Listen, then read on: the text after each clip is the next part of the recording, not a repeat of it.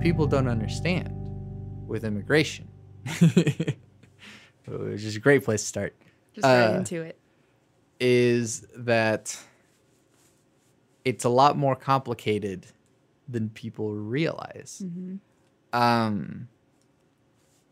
So a lot of times people just say like, oh, why don't you just become a citizen? It's not that simple. To be eligible for naturalization, because that's the process, you have to be a permanent resident for 3 years, I believe. Maybe 2 years. Either way, it is years. And then there's also like a fee and a test for naturalization. I forget how much the fee is, but it costs money. I don't really want to know the fee. Yeah. I think it would just make me sad.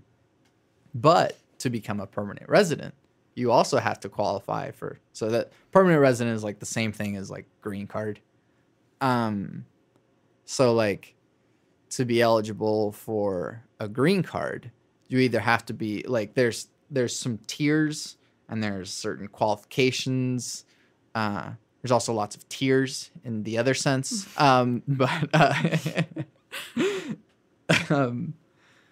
But one, which is the simplest way, is like being a family member of someone who's already a citizen. But you have to be like a direct family member in a certain direction. So like you can be married, you can be a child or a parent of a citizen, but siblings are not necessarily on that criteria. Like, So so you said you were born in Venezuela, right? yeah. So is that where your parents are from as well? Yeah. And I mean, I guess I can talk about it since like legally, Yeah. But both my parents are permanent residents now. Okay. But yeah, so they were both born in Venezuela. I was born in Venezuela. Both my brothers, I have 2 brothers, were born in Venezuela.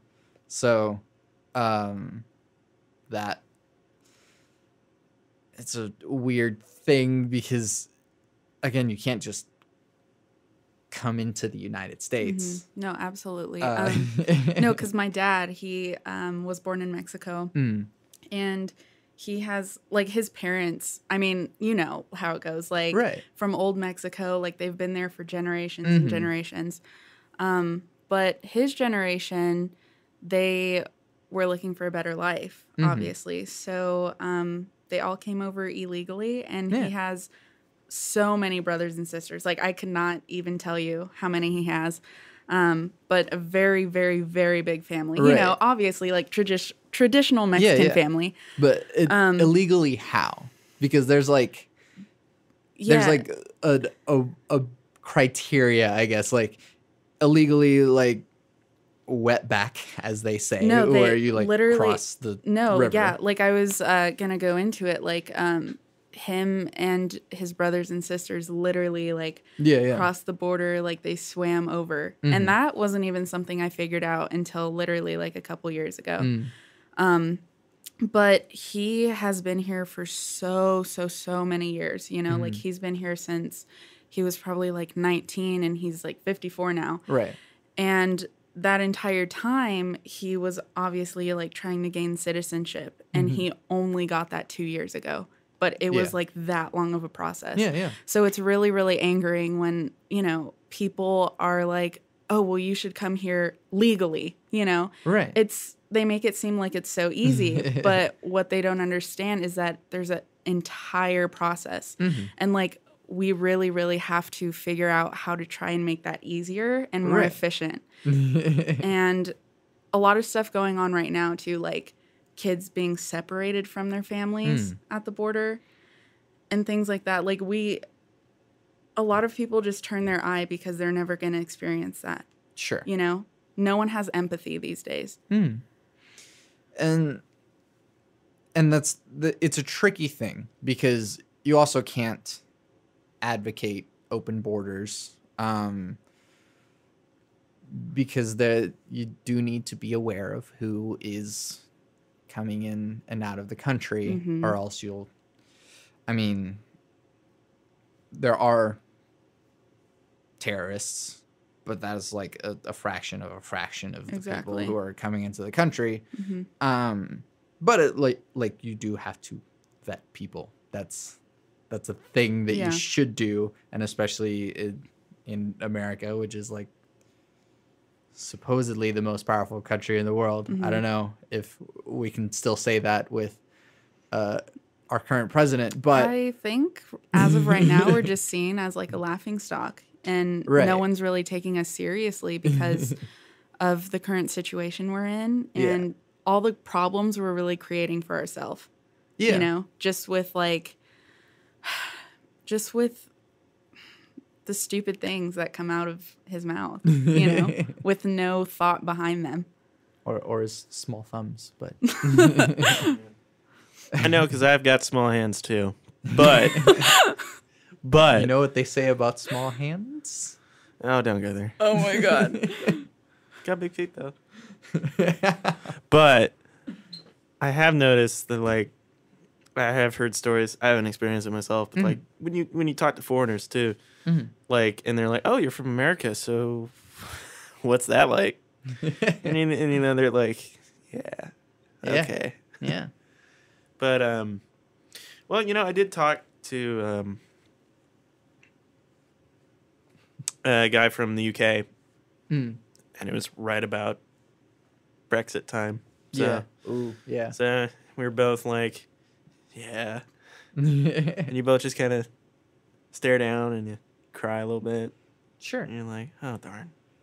Right. Well, and that's another thing that I sort of looked into more the idea of populism, but like with populist movements, a lot of the people that are targeted by the populism are the people that don't really know enough politically to really know the implications of what they're actually voting for. So with Brexit, it was like, yeah, we want to be allowed to see if we can leave the EU for reasons. And it's like, yeah, I mean, that's a nuanced decision that, you know, there's a lot of complications and things involved in being in the EU. But by saying like, all right, let's just leave without fully understanding the implications of all of that, then I don't know. That's why it's weird considering the problem of the dilemma of democracy, in that with a lot of political writings have talked about how, like, yeah, democracy is a good thing because you do have the will of the people, but it also requires that those people aren't idiots. Man, you know, it's like, I remember, and ignorance plays such a huge part in it. And I know that I'm very guilty of that, especially with, like, just last election, like, just for a state, like, just, you know, it's like you have to do research about it. And, you know, I really wish I did more. I think our generation, a lot of people, just because things are so bad right now, I've seen a lot of people, they're like, I don't want to know anything. I don't care, you know? And ridding yourself of knowledge is possibly one of the worst things you could ever do. Because when situations like that come up, you know, you start talking, but you don't know what you're advocating for or against, you know? So a lot of the times you just kind of make yourself look, you know, really, really dumb like me. No, but, you know, like, you need to read and you need to know what's happening in your country and in the world. And, you know, just, you need to know what's going on, because if you don't, sometimes you won't even know that it's directly affecting you. Yeah. And that, again, that sort of goes back to the whole democracy thing, is that people need to be informed about what they're voting on. Exactly. Having a right to vote, everyone who registers to vote is allowed to vote, but that doesn't explain to them the implications of what their vote means. It doesn't educate them on the way that this will affect economies or, foreign policy or whatever it might be. And so I think both socially and culturally, those are kind of interchangeable for me, but we should sort of encourage more knowledge in that way. But our culture, at least here in America, is very much like, it doesn't affect me. Absolutely. I don't really care. Absolutely. So I don't really have to worry about it. Mm-hmm. And it's that kind of lack of empathy we're talking about, But it's also not even necessarily a lack of empathy, because there's a lot of people who want to do something about something, and they just don't know because they have no point of reference to find out, like, okay, what do I need to do? Some high school janitor or something may not have the resources available to really understand what, nuance in what this politician is saying, if the politician is, pandering to them or something, without even really knowing that. This was just something today, I believe, that Trump is proposing doing basically a $12 billion bailout for farmers, because he imposed a whole bunch of tariffs on different countries. And so it costs more money to send out food or receive resources. And so since these farmers are receiving less money, they're just like going broke. And so he's like, well, here, just have a bunch of money to sort of patch that. And so it's an interesting thing, because we know for a fact that rural areas voted for Trump more. Mm-hmm. And so it was these very farmers that voted for their own loss in money. But it's not their job to know how economics works. It's their job to know how to make food happen and make a lot of it so that they can survive. And it's so to them, voting for Trump was just like, yeah, I like what he's saying, and he seems like he's going to help me. So yeah, here it is. And so in some ways, by doing this $12 billion sort of like, here you go, farmers, he's in a way just like buying votes. So education could go a long way. But there's also the problem of automation, in that a lot of these farmers' jobs are going to be gone and have been gone. Oh, yeah. Due to increased technology. Now you don't need a whole freaking crew of people to, gather a field. Now you just need one farmer on a tractor that harvests everything. And it's like, cool. Now you have less work for more land. And so all of this revenue goes to one person, and then all of these other people who are going to be farm hands are just out of a job. That's the whole other that's a rabbit hole within a rabbit hole. Thing. But yeah, economics and politics and everything. Yeah. But I'm going to go ahead and link this right back to immigration. A lot of those farm jobs are from, that can't be done by automation, are usually done by immigrants. Mm-hmm. And more specifically, illegal immigrants. Exactly. One of the main ways actually that they earn money, mm-hmm. and not very much of it for the work and labor that they do every day. Mm-hmm. But I mean, going back to the immigration thing, it's like we have no way of entering the country legally by just being like, hey, I don't have any necessarily like marketable skills, but I'm willing to just like grab fruit off a tree if that means not being killed by a cartel or something. Exactly. Yeah. And that does bring a lot of value to the US, but value is a whole other thing, because I'm also sort of linking it back to, we don't really care as voters because we also have a lot to worry about ourselves. I have 2 jobs and I'm in school. Mm-hmm. So I don't really have a lot of time to focus on, like, I mean, I don't vote because of DACA, but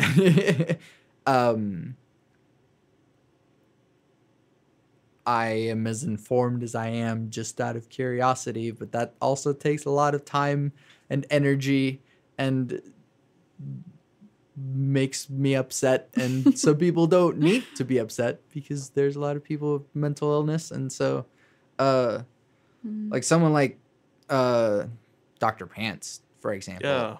Oh, man.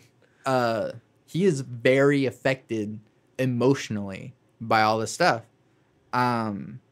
Even if it doesn't necessarily affect him directly, it still affects him emotionally. And that's something that you have to take into account. It's like, well, maybe I don't need to be informed about this stuff because it's going to hurt me mentally.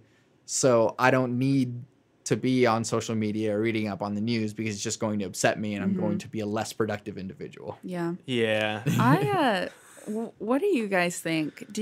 How do you feel like mental illness is seen in the US? Personally, I don't think it's taken as serious as it should be. I think it's at an all-time high. Yeah.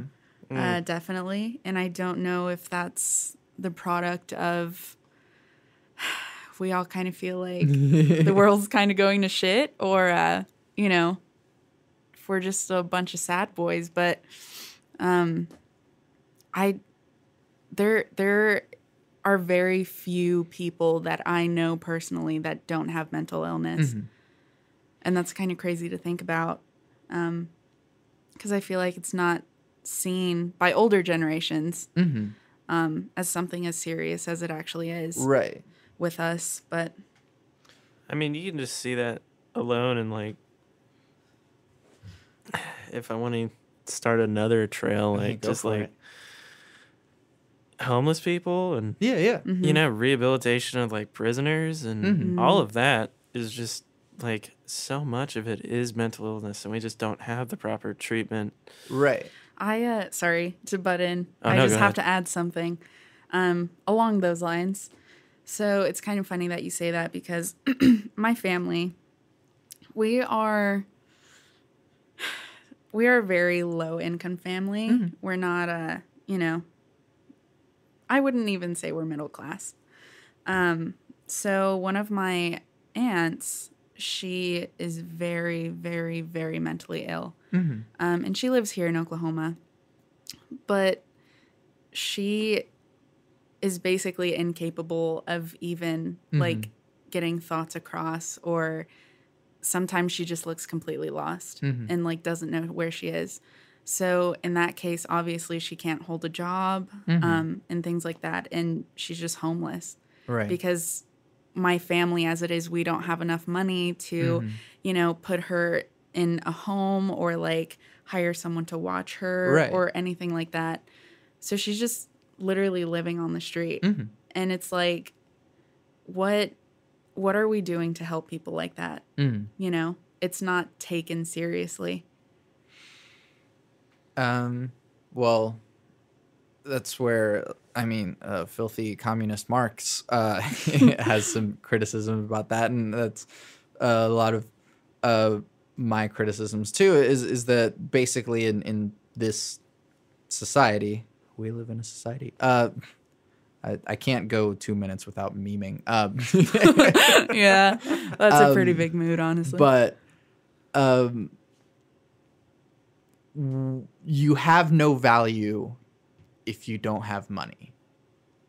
You are not a benefit to society. You're a detriment to society if you don't have money. And so I'm not necessarily in that same spot, but like I don't have health care. I don't know if I have like 12 diseases. I don't know. Like, but yeah, I'm not gonna go to the doctor to freaking like, I can't even tell you the last time I've had a checkup was. Yeah. Honestly. So it's not like we don't want to go to the doctor or don't want help, but we're just incapable of receiving that help. Can't. Yeah. And so yeah, with all these homeless people, maybe there was a point where they could have been helped a lot better and where they could have maybe gone to a therapist and not gotten to such a bad state that they would have just gone completely crazy and lost their job and now are crazy homeless people on the sidewalk. But we let it get to that point because there's nothing there to stop someone from going all the way down. So if you don't have the money to take care of yourself, then you just won't get to be taken care of. And that's it. That's all. Yeah. There's charity, but charity depends on those that have the money to be willing to give it out. Yeah. And that's where the problem occurs. But you were in a train of thought there, Aidan. Where was I? He says, was I? Yes. Was I? Yeah. But, I mean, like, you know, I myself, like, and I mean, for a lot of people right now, it's just depression and anxiety. And that's what so many people on a daily basis deal with. And it's like, it really isn't taken seriously, and it's just kind of treated as a norm. Right. It's like something that, like, but when it literally gets to the point where it's like, back to like Dr. Pants, where it's like you can see it's almost like physically, like just like. Yeah, exactly. It sucks. Yeah. On another note, who is this Dr. Pants? Dr. Pants. David Royals, he's a songwriting teacher here. I love that name. You'll That's get to meet him. That's an interesting name. He's great. That's Pretty his stage name. He was on the podcast a few episodes ago. That's pretty cool. He's I like that fun name. guy. Yeah, that sounds cool. He's a great dude. Sorry, go on. Go on. No. You know, and he's always like, and he's very much in touch with the political climate. Right. But you can tell it's like, it affects you. Yeah, and you know, Bros isn't the guy that like. Sometimes I'm just like, don't look at the news feed today. Right. Yeah. You know, it's like I know who told him that Prince died. Oh, I was in the room. Yeah. Yeah. Please tell us. Oh well, I can't remember who it was. It might have been Chase Hampton. Oh yeah, Chase. Who told him, or someone else in the room. But it's like, it definitely affected him like the rest of the class. Like there was just like moments in the class where he just like had to stop and was like, yeah, I'm still kind of dealing with that. Oh And then he was God. like, okay. So No. like he's such a compassionate human being. I know. Oh my gosh. He's that very he, like, much feels everything. Yeah, he's Right. very much an Yeah. empathetic person. Aww. And I remember, when David Bowie died. That day sucked. Yeah. I just kind of like stayed at home and did nothing. It was just like, can I listen to David Bowie today at all? Can I do that? Is in tears right now. Yeah, exactly. Can I listen to David Bowie? Can I do it right now? Can I do it? Lord help me. Go ahead. But also like Chris Cornell. Yeah. When that happened, Chris Cornell. I was at work. I was in the break room. We were about to clock in. I remember being, guys, oh my God, Chris Cornell died. Who? Oh my gosh. Man. Well, I mean, there's always gonna be someone that, like. It was everybody. There were at least 30 people in there. Oh my God. Well, Are you like, are you being dramatic or like, I wish I was. Oh my gosh. I wish I was. I really wish I was. Because it hurts. And that also ties back into the mental illness thing because yeah. He, what happened there was a thing of mental illness. But also, like, him and Chester Bennington were both very good friends, but they did that whole charity, for, like, abuse victims and for all that. And it's like, why is Chris Cornell, like, one of the few people that does that? You know? Right. Well, and I think even more so with Chester Bennington being on top of the world, basically. Yeah. Like Linkin Park being one of the biggest rock bands of today.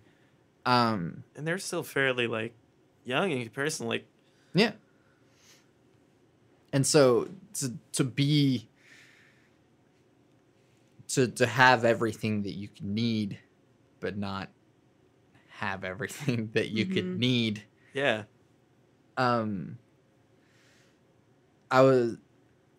have a sort of middle-ish of the road feeling about mental illness, and it's that I do see that we have this sort of epidemic of mental illness, but I also feel like we're sort of over diagnosing and sort of self-diagnosing, and that, like,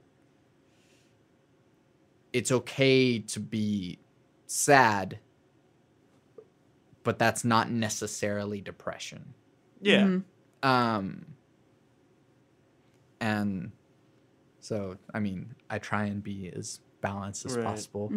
I mean, a middle way, but so, like, yes, you can be anxious in certain situations, or yes, you can be sad sometimes. That doesn't necessarily mean that you have anxiety, that you have depression.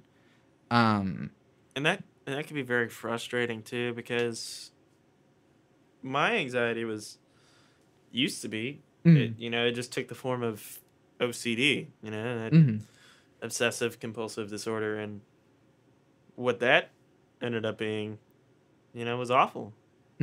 Like, it really was. And I don't want to go too far into detail into that just because it takes forever. But to hear other people be like, laughing, being like, I have OCD, it was like so frustrating. It's like, wow. Yeah. It's like being someone who actually, like, in depth went through that. Yeah. And hearing, people joke, or sometimes they're serious though. Like, I've heard people seriously think that they have this kind of mental illness or disorder, but it's just really self-diagnostic. Oh, yeah. And I mean, part of it could be they, like, really do feel like they have it, but so much of it is just it is taken lightly sometimes. Mm-hmm. Right. Well, it's also just ignorance. Exactly. Yeah. And it's just we really need to figure out, I guess, how to stay informed about that, but also how not to just jump the gun on it. Right. And so I think, I mean, again, I try and balance a little bit. And so there's the harsh side, which is just like, sometimes you're just sad and you just got to deal with it. Mm-hmm. And there are people who can and people who can't. I guess for myself, I don't know if it's like my occasional depressions, blah, blah, blah, has never gotten bad enough. I do remember a time when I was a teenager where I was contemplating suicide, but since then, I've never really like had anything worse than that, and I've never really like, if I've gotten to a low point, I've always gotten myself out. Mm-hmm. And so that's just from my perspective, at least, and I can't speak for anyone else's perspective, but we can't just think that like, oh, there's a name for this, and so like I have that, so now that I have the thing and I can diagnose it and I can name it, I can be treated for it. But like sometimes you just gotta like deal with it yourself. Mm-hmm. So it kind of goes back to like I don't have health insurance, so I can't go. So like even if I was actually depressed, I wouldn't be able to do anything about it. So like I had to take care of it. Yeah. And so maybe some people aren't doing everything that they can. So like when you were going through that and then like the hardships that you faced after that, what helped you kind of come out of that, or what helped like, just kind of uplift you? It's the like basic cheesy answers that everyone gives, like having friends, talking to people, being more socially active. I mean, I think they're basic and cheesy because they're what works, right? It really is like, because I feel like, everyone obviously goes through a hard time in life, but whenever I felt that way, like that's honestly too kind of how I got into music, and I surrounded myself with people who also loved music. You have to start finding stuff that you love, and that you can focus that energy on instead of focusing your energy on negative thoughts or being sad, because if you do that, it's just going to get worse and worse. Right. But it's also it is a balance too, because it wasn't necessarily just like, oh, just be happy and be with friends. Yeah. Because that's absolutely hard. Yeah. I do have like a lot of my favorite musicians to thank for all of my favorite music is really sad music. I'm not even really that sad of a person. Like I haven't been a sad person since I was like 14. So I think it's more like the fact that I like still relate to those emotions and was able to at that time listen to like Brand New and scream my lungs out. Like there's a certain catharsis there that you need, and that's not necessarily a positive emotion. Like being angry or being sad is not a positive emotion, but you have to work through it rather than just, for one, wallow in it or ignore it. Because if you wallow in it, then it starts becoming an actual problem, and if you ignore it, then it'll just the dam will burst one day. And so for myself, like I worked through it, there are some problems that people have that they can't work through it, or they've tried working through it. And yeah, that is where you need like actual help from people and everything. But I had this thought recently, because I was writing a lot of like recently, as in like a few months ago, I was writing a lot of like really sad poetry, and I was like, am I depressed? I was like, no, the world is depressing, and that's what I'm writing about. I feel fine, which is weird. And so I talked to my girlfriend about it, but like, yeah, it's just maybe a lot of us are seeing this mood, this global mood in a way, as our own depression, because it's like, no, we don't know what the future holds. We're scared of what tomorrow will bring because we're, on a tightrope between a nuclear war or a civil war. And so, like, what do we have to look forward to? I don't know, the next Marvel movie. Yeah. Ant-Man, but though. I think that goes back to the saying, like, you just, like, as I was saying, you have to keep yourself informed, because when you think about it, we are the future. So no matter what, we can make it better if we know what to do and if we know what's going on. Yeah. Like the generation that's in power now is not going to be here forever. Yeah. And might I say much longer. So, it's scary to think about what the future may hold, but we are the change and we have to be the change. Right. And for the better, because we all know that, obviously, globally, we're pretty unhappy. So, I don't know. I know that it's scary, but you just have to keep yourself informed, and we have to start changing. How do we change? That's a good question. Yeah, I was asking you the questions for a minute, wasn't I? Man, I've been asked this once today. But I think that too, like, it's a small kind of thing, but that is super important, is just being informed. So when the moment comes, you can, make that decision. Yeah. Make that important choice or stand up or whatever. Because I really don't know what it is. Right. Well, it's also like, I think about this a lot. So the fact that I have answers for these things for myself is more that I think about it a lot. Not that I'm that smart that I thought about this already. But like, we need to reprioritize our values. So how long do we spend looking at social media and not doing anything?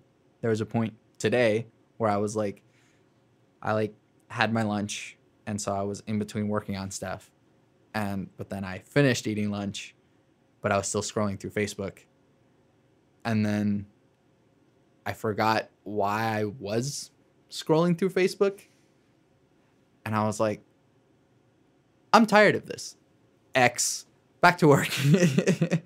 And it was a weird moment, but I was like, why am I doing this? All right, I don't care. Get out of here. And it's simple enough, but like, the Facebook is designed to, and other social medias are designed to keep you on there for as long as possible so that they can get as much ad revenue. But so if we reprioritize our values, how much time should we be spending on promoting ourselves to, I don't know, gain social capital? Hey, look how nice my life is. Look at this selfie I took. How much time should we spend caring for one another or doing something for our community or bettering ourselves? Like, I could probably, if I used all the time that I've spent on social media and put that towards like working out, I would be in much better shape. And then, so like, what do we value? And so if we value products, if we value, I have a nice car and I'm happy that I have a nice car, or my house looks nice. And if,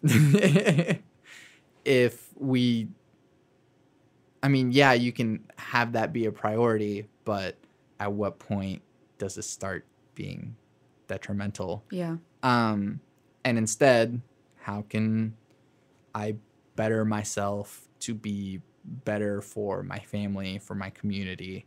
The internet is vast and infinite, and you can use it for really strange furry porn, or for just scrolling through stuff and learning as much as you can. YouTube has, like, you could get a bachelor's degree just through like YouTube and a free library, because libraries are free. If you don't already have a library card, they're very easy to obtain. I don't know, like, I'm talking to the audience, but I'm also talking to you too. I do, and I lost it when I was 8. Nice. Nowhere to be found. You can literally just like walk into a library and be like, hey, I want a library card. They'll be like, okay. Here you go. Here you go. What's your phone number? Yeah, it's like, it's really just that. And we just got one, like, not 10 minutes away from our house. Yeah. Like, like, So, I should really read more. Yeah. And it's not like it's impossible to do. Like, it's free if you so you have access to all the information that you could need to get a bachelor's degree in political science if you wanted, just by going to a library and going through YouTube. And that's all you really need, because for those people that are in those sorts of degree programs, like humanities or philosophy or political science or whatever, like, that is kind of what they do in those classes anyways. They just throw a book at you and say, read it, and then you have a discussion about it, and then they're like, oh, today in class we're going to be watching a YouTube video. So like, when the YouTube video doesn't load, they just let you out of class early. They roll the old TV on the cart, put a VCR in. Oh, jeez. But all they had was Jurassic Park. Education is easier now than it ever has been, and you don't have to dump out a lifetime of student loans to get it. We do so anyways because we're stupid. I don't really regret my degree, but that's because ACM is basically a technical school. So, and I mean, like, yeah. Like, I was going to learn this stuff anyway, but it's the people I've met here, and I think the connections I've made that have really been what the degree's been. Mm-hmm. Yeah. But there's actually nothing stopping you from, like, walking into a university and sitting in the class. Like, nothing. There's not going to be like a cop going in there. That's so funny that you say that, because I've always had like that thought of just, because like, you literally can do that. Yeah. Like, you won't get any credit for it. You won't get a degree. You won't get the piece of paper at the end. But like, what are you in school for? We are in school for the piece of paper. are we in school for the knowledge? And I mean, like, would a associates in applied technology? Yeah, that's what it is. I think that's what it is. Really get me that far? Doesn't know what his degree is.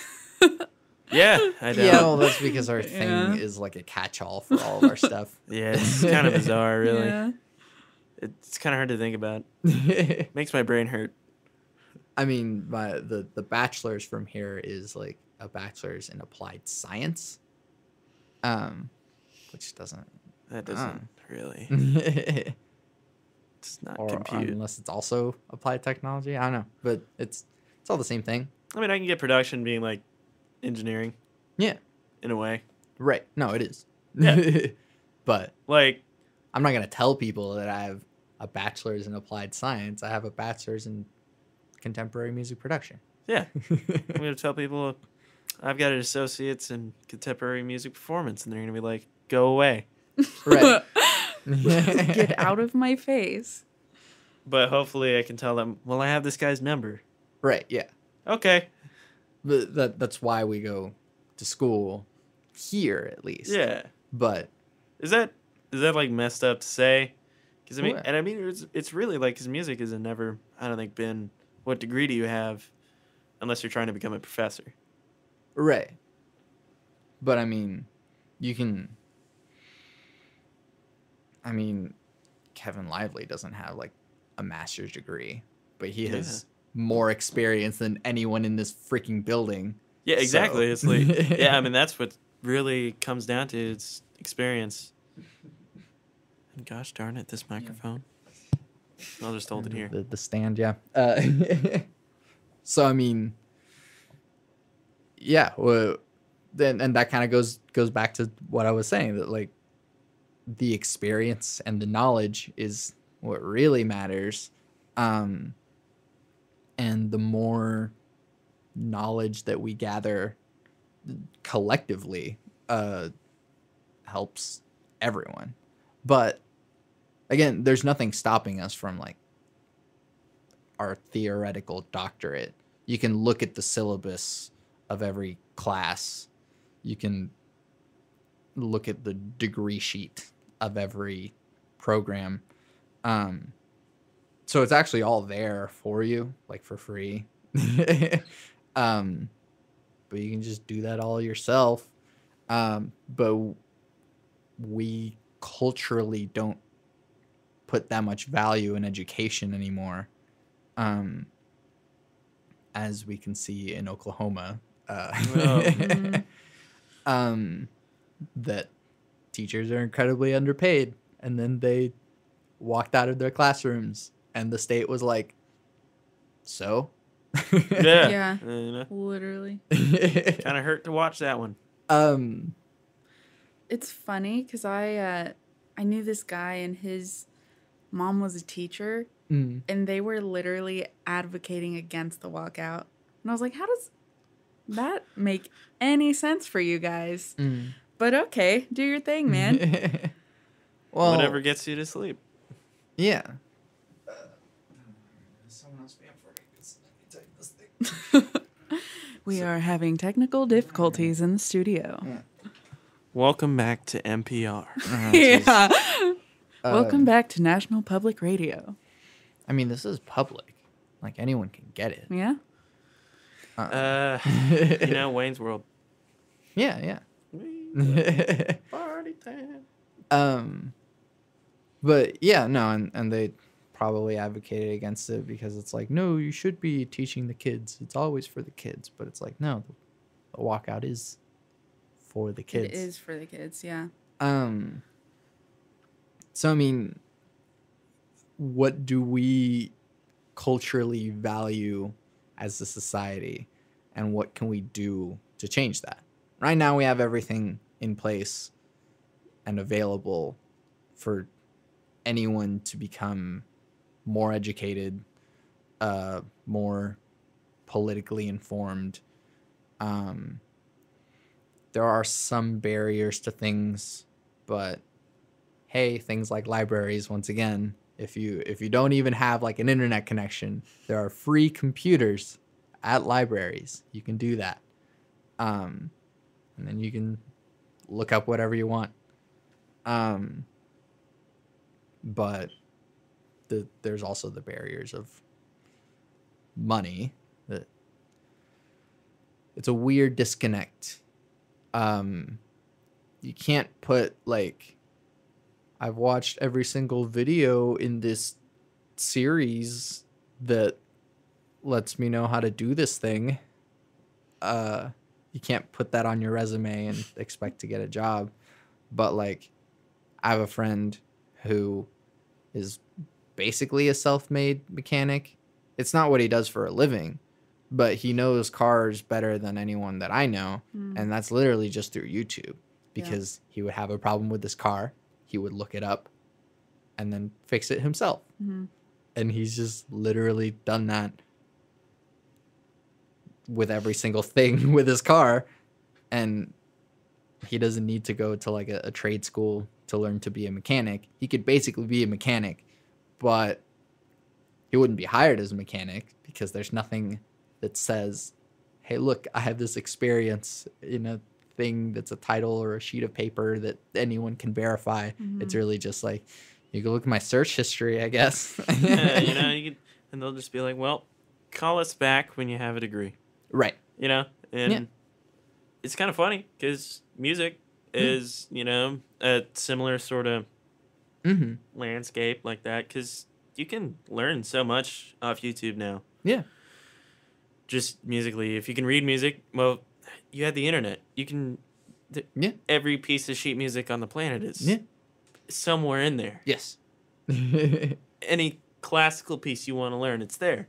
imslp.org. Yeah. And all the theory, you know, all the materials, but... And I mean, it really does help to have someone there with music just to teach you the sort of organic aspect of it. But you can learn a whole lot just off the internet. But what's keeping you from a job is like knowing people and verifiable proof that you have experience. Right. Yeah, you can know all this stuff, but, well, never heard you play before. Yeah. Have you played with a band before? Do you have experience, you know?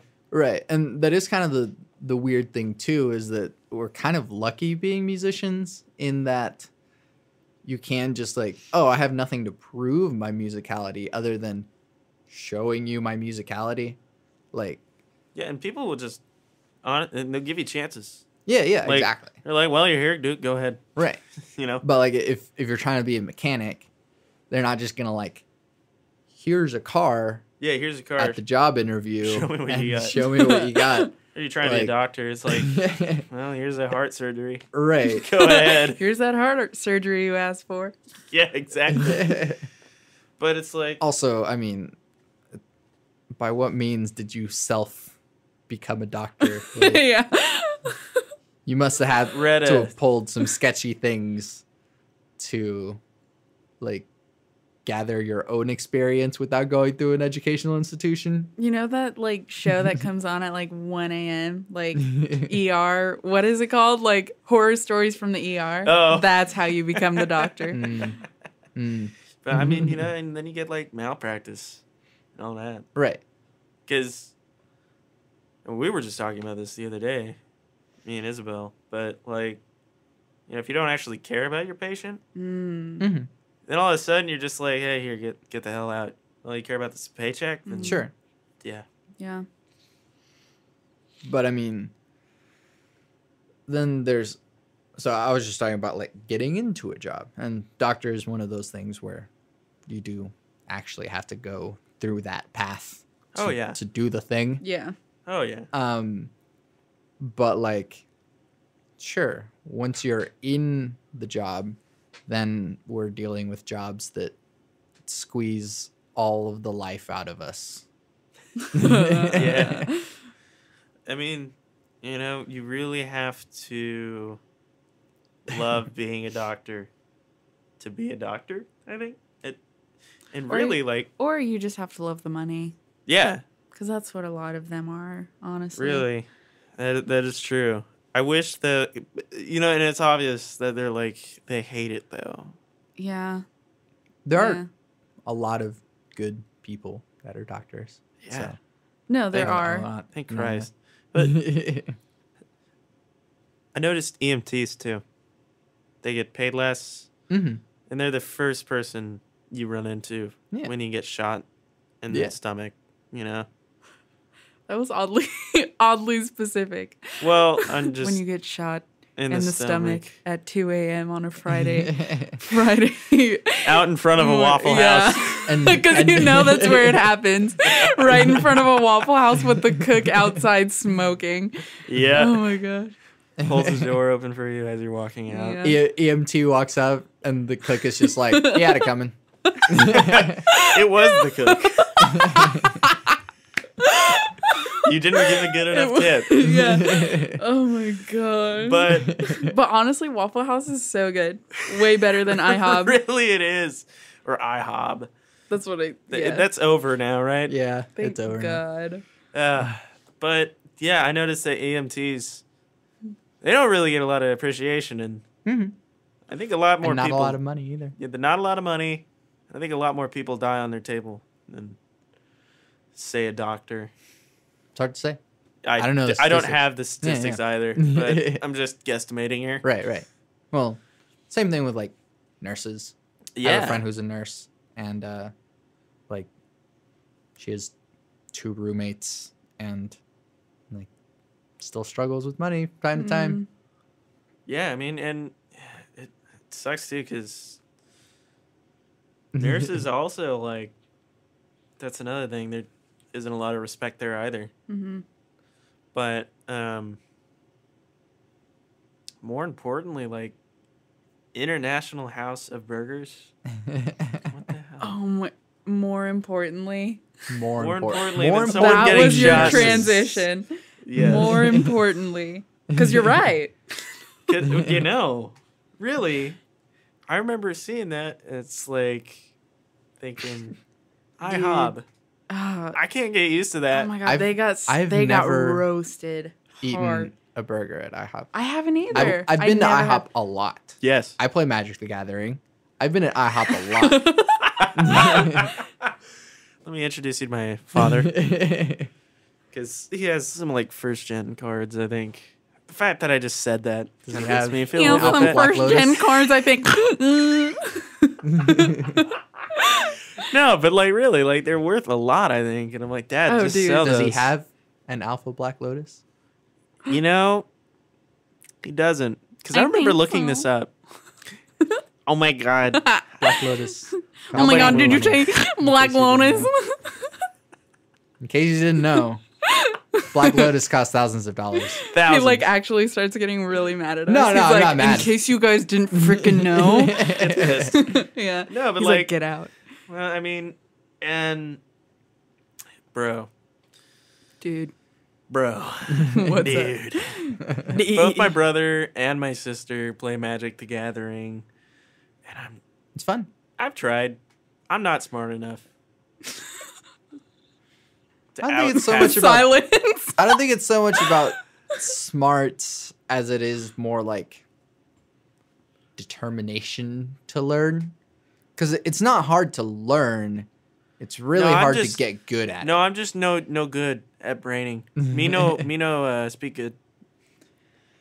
But yeah, you're right for sure though. I'm definitely way too lazy. What's the third in an F chord? A.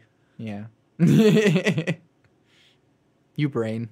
It's different. Something I care about, I guess. Right. Because I play Magic the Gathering because I want it to be fun right then and there. I don't want to have to spend hours learning it. That's why I can't. And money. And I don't want to play Mortal Kombat until 4 a.m. every night just so I can beat someone else. But trust me, I met this brother and sister, friends of my sister's. Mm-hmm. Floored. The one continuous combo and I couldn't break it or anything. I didn't. Yeah. Because I just beat the controller until something happens. Yeah. I like how Scorpion says, "Get over here." Get over here, you know. Like how Sub-Zero freezes people and breaks them. That's why I like Smash Brothers, because I'm good at that, because that's what I played a lot of when I was a kid. Right. And thankfully, the controls haven't changed. Yeah. Well, it kind of goes back to the idea of our time investments. How much time have you spent playing Smash? That's why you're good at it. How much Over time have you 1,000 spent hours. practicing bass. That's why you're good at it. Over 1,000 hours. What did I say, 10,000 yet? No. It was Malcolm Gladwell said. Malcolm Gladwell, yeah. 10,000 hours before you're A you master at mastered something. it. Speaking of Malcolm Gladwell, he has a really good podcast, He really does. Revisionist History. He's a very articulate man. What a nice young man. Anyways, What a nice young man. I had to pinch your cheek. But that is actually another way that, like, this, as weird as and self-centered as this may sound, like, I'm a lot smarter now because I've listened to podcasts for like the past 4 years. Like, and it's just because I'm just receiving information all the time. And Yeah. there's just good information, but also fun stuff. Podcasts are very much something I've grown to love, because you can get everything out of it. You can get your radio shows, your Welcome to Night Vales. You can get your, like, people shooting the shit about video games. You can get people talking about politics or, ways of life, therapy. You can get that stuff that helps you meditate. Describing my podcast right now, or are you just listing other podcasts? Listing other podcasts. I mean, this is, and a lot of them are just like a mixed bag. Yeah. Like, you can get something out of everything. Yeah. Which is exciting, because I can put that on in the car. Yeah. There are podcasts for learning different languages. So you can just, like, That's again, pretty dope. another thing, like libraries, it's just free. All podcasts are free, and you can just subscribe to that, learn Spanish. Cool. Well, I'm going to need to learn how to speak Canadian eventually. Just make your No one got it. just make your No, your we vowels. got it. That's the thing. Just make your O vowels straight. Yeah. Yeah. Oh. Oh. Yeah. Yeah. No, I mean, I know a Canadian Close, or two. close enough. And they're great. Yeah. And it's funny, because they can't be mean. They can. They'll just do it in a nice way. No. Not the ones I've met. They can't. I guess it's just their personality. I shouldn't generalize, darn it. I was talking to Patrick. Patrick Conlon. Yeah. He's Canadian. He's Canadian.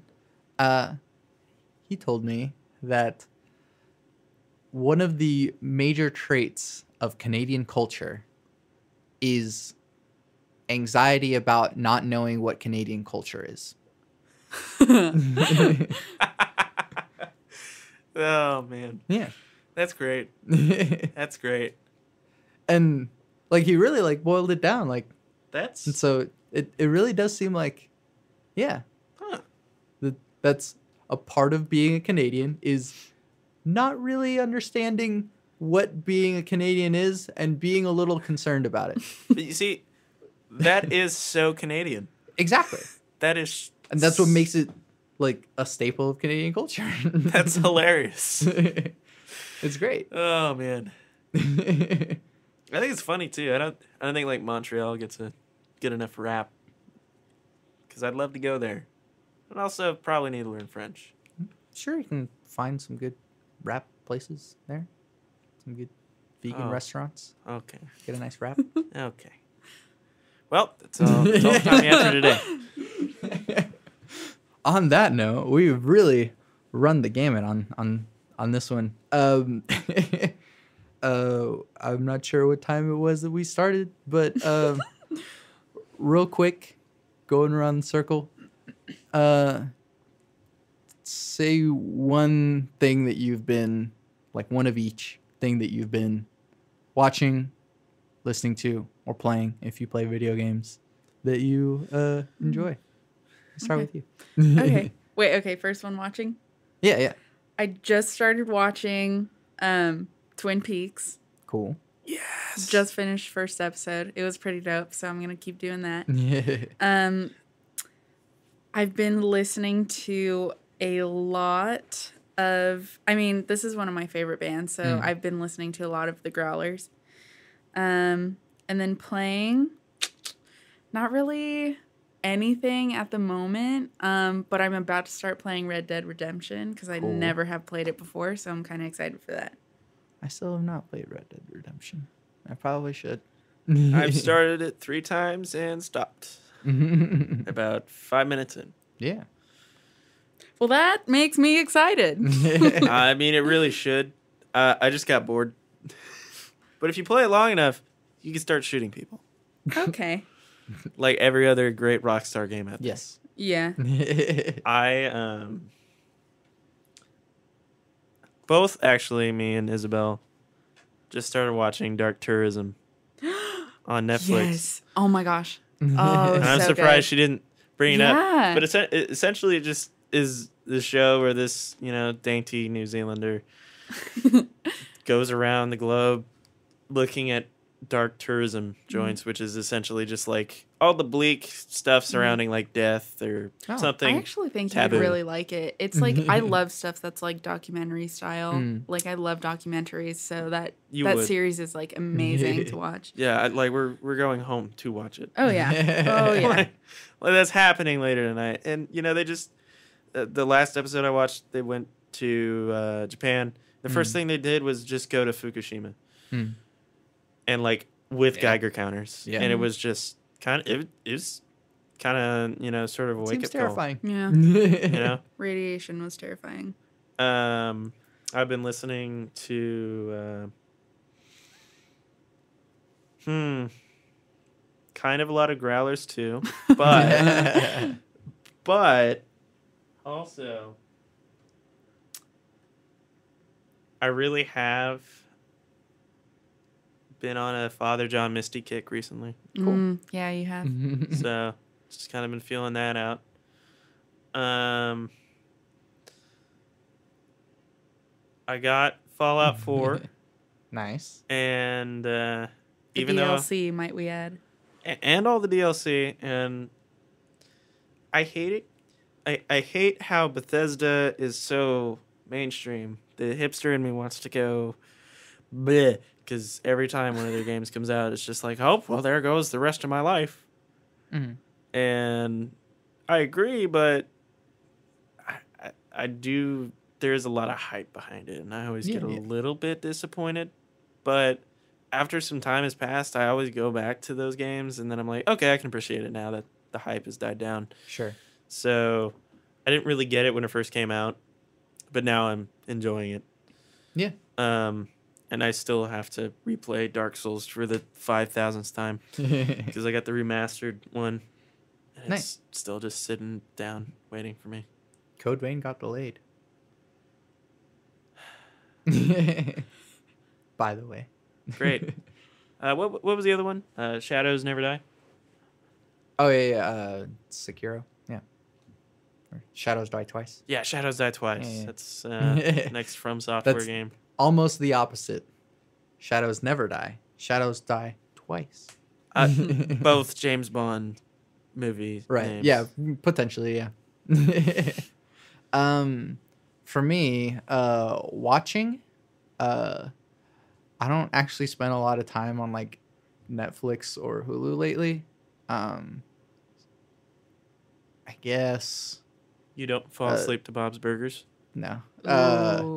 Yeah. Sable and I have been watching or catching up on My Hero Academia. But for myself, Rick Beato's channel on YouTube is really good. He's a music guy. Okay. You know about Adam Neely? Yes. It's similar. Okay. A little bit less polished in how well it's edited. But I like that in between zone. Right. Where they're kind of like they're getting the hang of it. They don't have all the materials to do it, or they're. But the dude he's a freaking genius. But you've also seen him in memes. Probably. you know the where the guy's playing trombone and then his kid is like slamming a thing. Yes. I'm pretty sure that's him. Yeah. Okay. Pretty sure that's him. Pretty sure. Yeah. Just I could be like wrong. him. Listening to, it's always my usual things, but I'll say Sunlux had a new album. Sunlux is really good. And yeah, I'm still kind of stuck on that. And then Plague, since this month was Amazon Prime month, if your account is linked to your Twitch account, then you get a free game a month. But this month it was a free game a day for like the first half of the month. Hello? Wow. And there's a bunch of like small indie games, but it's still like No, but a whole that's bunch so of games. cool. Yeah. See, indie games are where it's starting to get me because Right, yeah, I've been yeah. wanting to like try Hollow Knight and all those other games that I forgot the names to. Yeah. So I guess still in progress is Hue, Hue, which is a puzzle platformer. Uses a lot of colors. It's really cool. Yeah. So since we didn't have an intro, who else in the room? And plug your stuff. Yeah. So my name's Isabel Herrera. And you can find my Instagram at Isabel_no_name_Herrera. That's HERRERA. Well, geez. I should probably She's ready for that plug. like spell my name out the first time. Hi, my name's Aidan McCool. Yeah. AIDAN Yeah. MCCOOL. It's like if you go to McDonald's. And you Yeah, it's order like if some you go to cool, McDonald's. It's a It's McCool. Yeah, Yeah. exactly. If it's a Mac, then that means you're Scottish. If it's a Mick, means you're Irish, I guess. But you can find me on Instagram. I didn't and know that stuff. distinction. Thanks for clarifying that. You're welcome. Find me on Instagram, Facebook. That's about it. Also, my band, Sun Phaser, is still called until I change it. Soon to be. Siziggy, Yeah. which Isabel Herrera is a member of now. Cool. Lead singer, multi-instrumentalist, whatever you want to Yeah. plug in with that. You're being too kind, but okay. No, it's fine. I also do makeup, kind of. I was a professional makeup artist for a second. I do have a piece of paper for that. And you can find my makeup account at Isabel Rose MUA, just as all one word. Nice. I can't say I have any need for makeup at the moment, but I do occasionally whenever I cosplay. Thank you guys for doing this with me. It's been a lot of fun. We really run the gamut on all the things. It's been awesome to be here. You can find everything that I do on my website, SantiagoRamones.com. I make music. You can download or pay for my demo, Songs with Words. So that is free, and you can download it like a weird old man. I don't know. People don't use the Bandcamp app, but you could also do that, I guess. But hey, if you ever have no signal, you can always just have my music downloaded onto your phone. And then like, oh no, I can't stream any Spotify right now. Guess I'll have to listen to Santiago now. Damn. Just like an old man. Yeah, like an old man. You can also listen to this podcast like you're doing right now through Apple Podcasts or YouTube or Stitcher or straight through my website, SantiagoRamones.com. You can leave comments or leave reviews, and feel free to sound off and be like, hey, I don't like what you said there, or I do like what you said there, or here's an interesting question you could ask someone, whatever you want to say. I always end my podcast with my 3 things. They shape my life's philosophy. My life's philosophy. Those 3 things are: love never fails. It's going to be okay. I might be wrong. Oh no! Outro music.